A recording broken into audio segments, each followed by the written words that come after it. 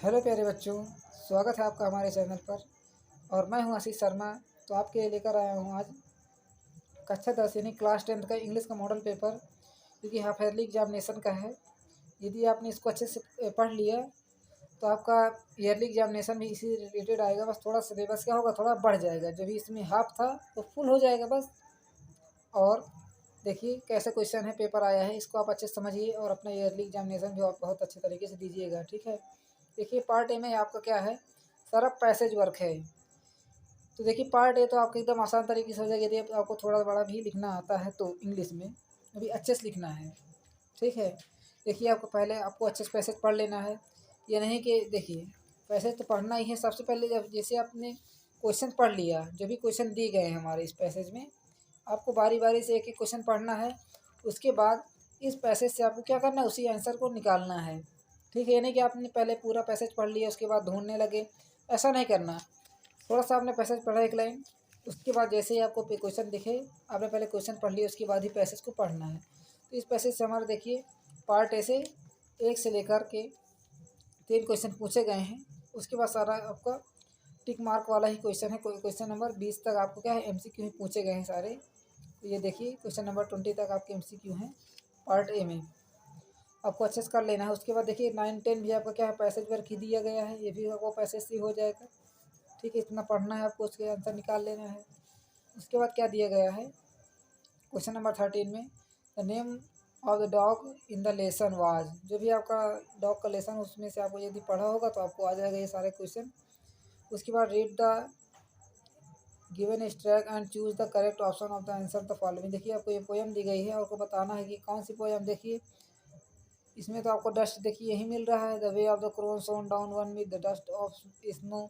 Dust का मतलब क्या है, डस्ट वाली पोयम है। इससे आपको थोड़ा थोड़ा रिलेटेड हो ही जाता है। और आपको इसकी क्या करना है, लेखक भी पता रखना है, जो राइटर हैं उनको भी आपको पता रखना। कभी कभी वो भी पूछ लिया जाता है पोयम के साथ साथ। ठीक है। उसके बाद क्या कह रहा है, who shook down the dust snow on the poet. इसी से रिलेटेड आपको क्वेश्चन पूछे गए हैं, तो आपको इनको कर लेना है अच्छे से पढ़ कर।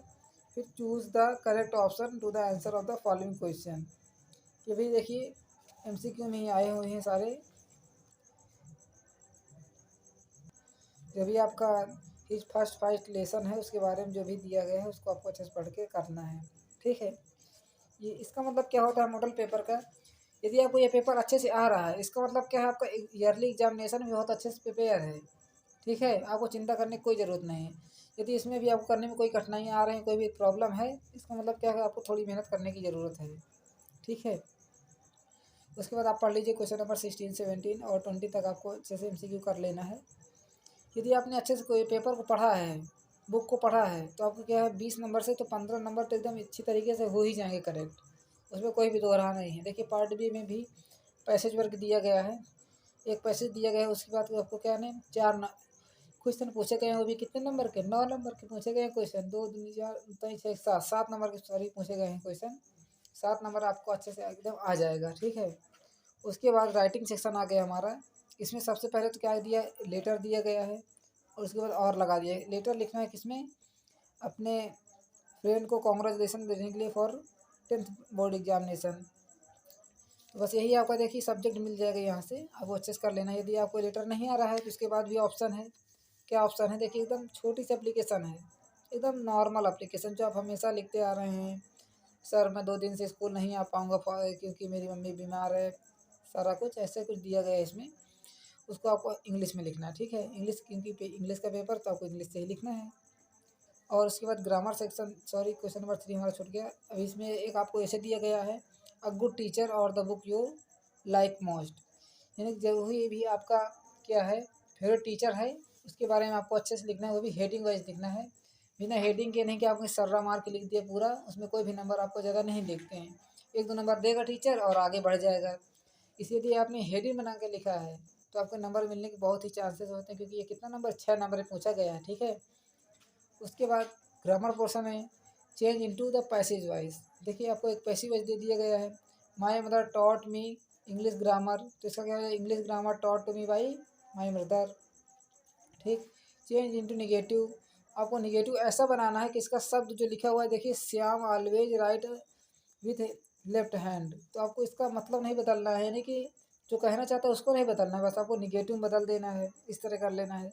फिर चेंज इनटू इंट्रोगेटिव। इंट्रोगेटिव के देखिए कैसे बनता है, यानी कि जो भी हमारा देखिए इंट्रोगेटिव दो प्रकार के होते हैं। WH वाला होता है जैसे कि who, was, when, where, why, सारे क्या है WH वाले क्वेश्चन वर्ड हैं।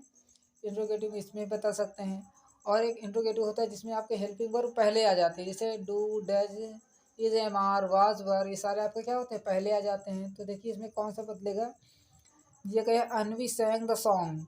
देखिए अनवी सैंग, सैंग लगा, सिंग होता तो हमारा फर्स्ट फॉर्म, सैंग क्या है हमारा सेकेंड फॉर्म है, और सॉन्ग हमारा थर्ड फॉर्म है, ठीक है। तो क्या हो जाएगा, देखिए सैंग लिखा हुआ है, सैंग का मतलब क्या है सेकंड फॉर्म। सेकंड फॉर्म हमारी कहाँ लगती है, पास्ट इंडिफिनिट में लगती है, लगती है नहीं। उसकी हेल्पिंग वर्ब पे क्या होती है, डिड होती है। तो हम इसको दो प्रकार से करते हैं, या तो लिख सकते हैं पहले हु वाज सारा लगा कर सकते हैं, ये तो सिंपल है हमारा। डिड लगा दीजिए पहले, आप तो लिख दीजिए did Anvi sing the song, बस हो गया आपका एक 2 नंबर का आंसर। उसके बाद ट्रांसलेट मिला गया है आपको, देखिए कितना भारत तेज़ी से उन्नति कर रहा है कि नहीं, और कर भी रहा है। देखिए 4 वाक्य दिए हैं और 4 नंबर के आपको ट्रांसलेशन पूछ लिए, इसको भी आपको अच्छे से कर लेना है, ठीक है। क्योंकि अब तो देखिए कितना छोटा आने लगा है, पहले तो बहुत ही लॉन्ग आता था ये ट्रांसलेशन, अब तो बहुत ही छोटा आता है। फिर उसके बाद लिटरेचर पोर्सन है कि तो सर आपका बुक का क्वेश्चन आंसर है। यदि आपने अच्छे से चैप्टर पढ़ा होगा तो आपको ये सारे क्वेश्चन आ रहे होंगे, क्योंकि देखिए हु वाज लेंचो, लेंचो कौन था, डिस्क्राइब हिज प्रॉब्लम, उसकी प्रॉब्लम क्या थी, ये भी आपको आता ही होगा।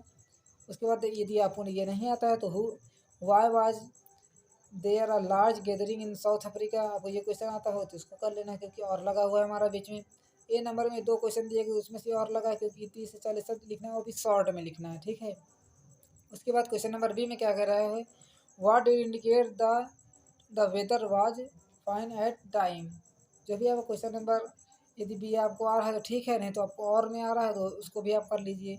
2 में से एक ही करना है, देखिए ए और बी, यानी क्वेश्चन नंबर 5 में आपको 2 आंसर लिखना है, ए एंड बी लिखना है। दिए गए हैं 4, लिखना है 2। उसके बाद क्या कह रहा है, क्वेश्चन नंबर 6 में answer any one question in the 60 word, यानी कि 60 शब्दों में आपको आंसर लिखना है, छोटा मोटा आंसर नहीं, क्योंकि लॉन्ग आंसर है ये। तो इसमें क्या कहा, draw the character sketch of Nelson Mandela, यानी कि नेल्सन मंडेला जो भी थी, अच्छी थी बुरी थी, जैसे आपको लगा उसको कैरेक्टर स्केच आपको इसमें लिख देना है बहुत अच्छी तरीके से।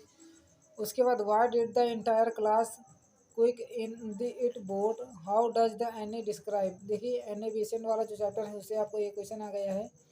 यदि आपको स्केच नहीं आ रहा है कैरेक्टर स्केच नेल्सन मंडेला का, तो आप इसको भी कर सकते हैं, क्योंकि और हमारे बीच में लगा हुआ है। फिर क्या कहा, what do you think the tiger was stalking in the cage, what did it.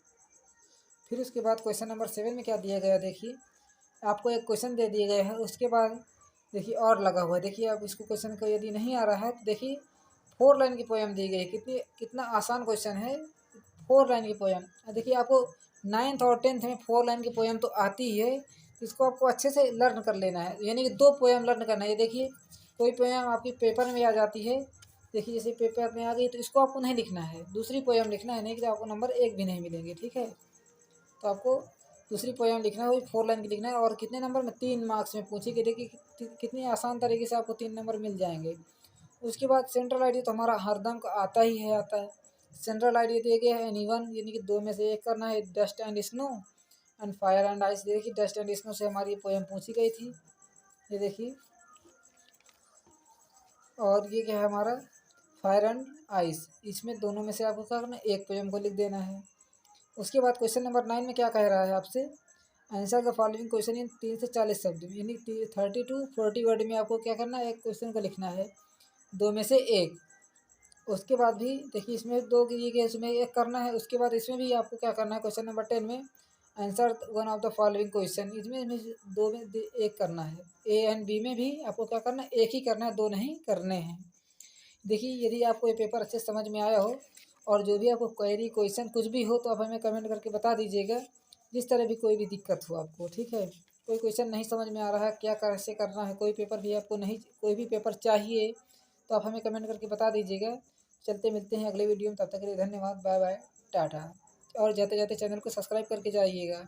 क्योंकि आप सब्सक्राइब करने के लिए भूल जाते हैं और वीडियो को लाइक करने के लिए भी भूल जाते हैं। धन्यवाद।